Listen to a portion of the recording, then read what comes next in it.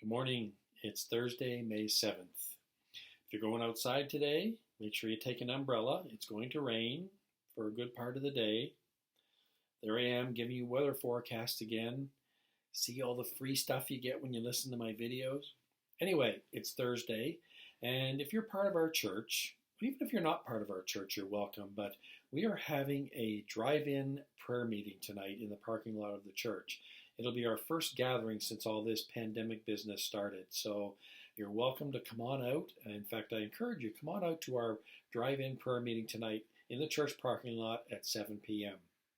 Anyway, our devotion this morning was on God is present. Now, on the surface, you might say, well, yeah, I know that. God is omnipresent. He's everywhere. And yes, I know that He lives inside of me, so He is always present. But knowing that and taking advantage of what His presence has to offer you and what it can do for you is two different things. I want to give you a couple examples. Let's say you are a golfer and you're out on the golf course and you're playing with Tiger Woods and you're in a tough area, tough shot, and you don't know what to do. And Tiger's trying to give you advice on what club to use and how to stand and what to do for this shot. And you're just completely ignoring him and going on your way and doing it all on your own. Probably not the wisest thing to do. Another example is you're visiting a relative in a foreign country, a country you've never been to before, you don't know your way around, and you are driving around with this relative in their hometown, and you're trying to find something, and you have absolutely no idea where you're going. And your relative is trying to give you directions on where you should go. And you're completely ignoring them. Probably not wise again. Well, that's what it's like having the presence of God with you and the Holy Spirit with you at all times and not taking advantage of everything He has to offer you. I know those were simple examples, but it doesn't matter what situation you are in. It doesn't matter what you're doing. The Holy Spirit is with you all the time.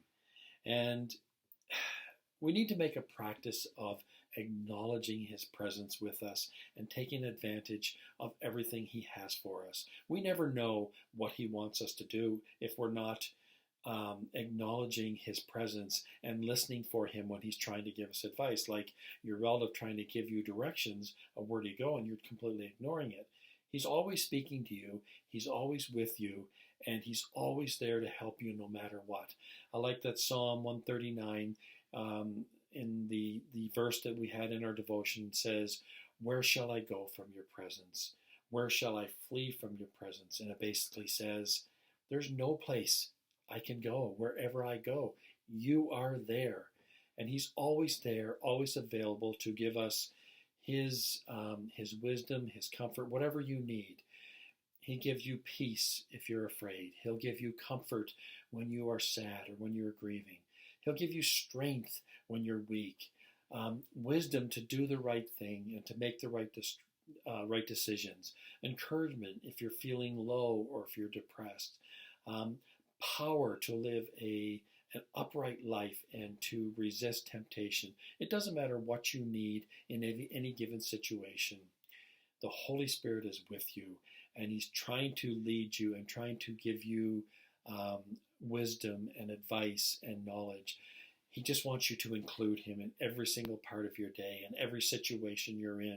You never know when the Holy Spirit wants to use you. You could be walking down the street, passing somebody that just needs a smile or a kind word.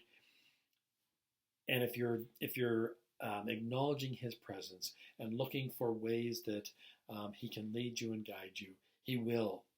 So that's my encouragement for you today, is just to, every moment of the day, just acknowledge His presence and try to include God in everything you're doing, in every decision you make, in every conversation. No matter where you're at, no matter what you're doing, include Him, acknowledge His presence, and allow Him to speak to you and allow Him to use you. Thanks for listening, and we'll talk to you again tomorrow.